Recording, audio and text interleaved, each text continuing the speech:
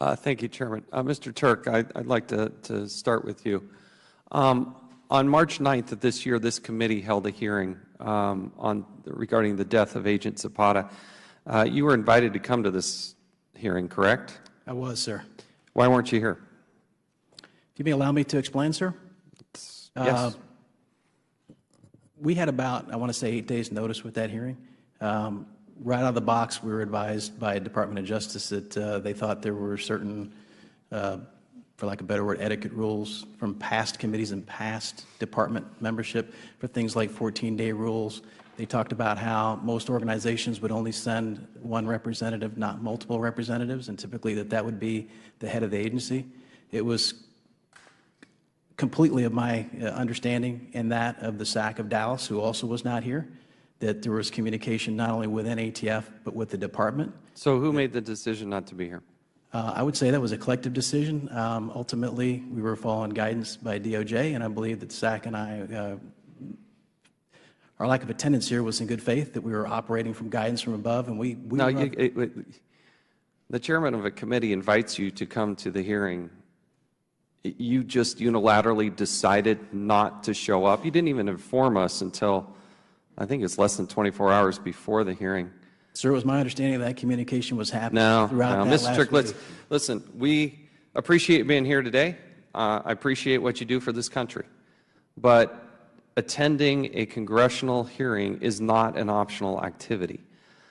And I want to be crystal clear with you, as I did the acting administrator, or the acting, your boss, that it is not an optional activity. And for you to unilaterally just kind of collectively say, well, 2 of our people aren't going to show up, come on. That doesn't happen in any other setting, and you should be ashamed of yourself for that. Well, sir, I would say, and if you may please allow me, because you're questioning my honor now. Yeah, I am. I don't appreciate that. Okay. Well, I am, because you were invited to come. Sir, I was following guidance. I'm a good soldier. I was following orders. Okay? Who ordered you? Who told you not to come? The Department of Justice Who? decided. I want to know a name. Sir, I don't want to know names. There's so many names. I could probably list off 8 names between the agency and the department. Good. Start. Give me one. So you got 8 names. Name them right now. Who all was this discussed with? Yes. Who told you not to come? Start naming them. Sir, are you suggesting that I shouldn't follow guidance from the Department of Justice? I want to know who's giving you that guidance. Sir, I don't understand how this gets to this point. You told me there were at least 8 and that you could name more. So give me one, and then we'll start with number 2. Sure. Mr. Raymer, he's the head of the Office of Legislative Affairs. Keep going. Correct? Number 2. There's several individuals that work in that shop. Correct? I believe one of them's name is Jill Tyson. Keep going. There are a couple other Number individuals. 3. I don't recall their names. Number 3. I don't recall his name, but there was another one involved. I know that Zach Terwilliger from the ODAG's office, there was conversations with him as well. Who else? Number 4. I believe this information was briefed to the Deputy Attorney General. From ATF, there was discussions with Director Brandon and every one of our assistant. Number 5. Name number 5. Joe Allen. He's our Chief of Staff. Number 6. Right now I'm having a memory block, sir, but you'll give me 6, 7, and 8? I guarantee I give you more names than that, sir. But I don't understand. When will you give me those names? I'll give those names as soon as I can recall, sir, and I'm sure my staff can help me with that. Give me a date. Give me a date. Give me a date when you're going to give me those names. Sir, I would never, ever have dishonored this committee or myself or the agency and failed to appear if I thought for a minute that this would have ever happened. Not for a minute. Yeah, if you didn't think there were going to be any consequences, you just decided to blow it off. Look, I have briefed your staff. I have offered 3 times to meet with you. We want you to brief the members of Congress. Sir, I offered to meet with you personally on this matter the day after that hearing took place. I've met with. No. We do this in the open, in the public, so all members of Congress. It's nice that you say you're going to brief staff. I'm happy to answer that right now. Hold on. We want you to brief members of Congress. I'm doing that not right behind now, closed doors either. You were invited here for a purpose. Now, I appreciate you giving me those names. Sir, I came here as a good, honorable person, and you admitted that you challenged my honor. I do not appreciate that. I operated in good faith.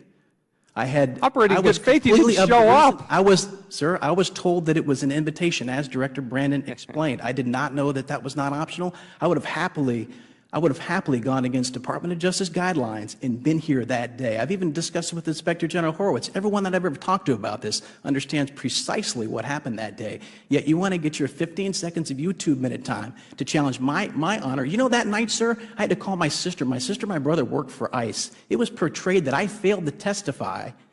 You did. Before That's hearing. the fact. I did not fail, sir. That is the fact. You failed to testify. I was following guidance. I would never dishonor In fact, the memory Mr. Brandon, of an ICE agent that way. This is what Mr. Brandon said. Well, the decision is theirs voluntarily. To let you know, Mr. Chairman, I did not order them not to be here, and no one that I know of from the department ordered them not to be here. Is that correct or incorrect? Sir, it's my understanding that that was the first time he was ever made aware of that morning. I think he got caught off guard, and I believe you had some words with him right before the hearing started. I want to know. It's not completely accurate, no. So what Mr. Brandon testified to is not accurate. What he said was, well, it is true to the extent, no, I was not ordered not to come. No one needed to order me, sir. All I need to be is told I don't need direct orders. I didn't need your subpoena. If I would have known I needed to be here, I would have been here. That's why you were invited to come testify. Was it your voluntary decision to do it or not do it? No, sir. I was following guidance. Okay. To the members of this committee, it's stunning that we have to take now 6 minutes to go through this. Stunning to me that you're challenging my entire career, sir, over a thing that's quite obvious to me. I didn't challenge your entire career. I started off by saying we appreciate everything you do. Sir, but when you're, no, hold on. My honor. When I'm asking you a question, you're going to listen, okay? I thanked you for your service to this country. You've done innumerable things that we can't even name here throughout a long and distinguished career. That's why you're in a senior position.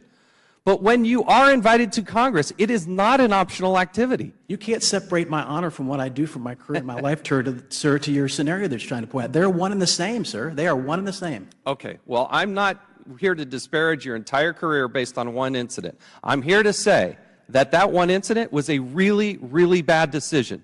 And we're tired of people saying, well, I'll brief staff or I'll talk to you privately.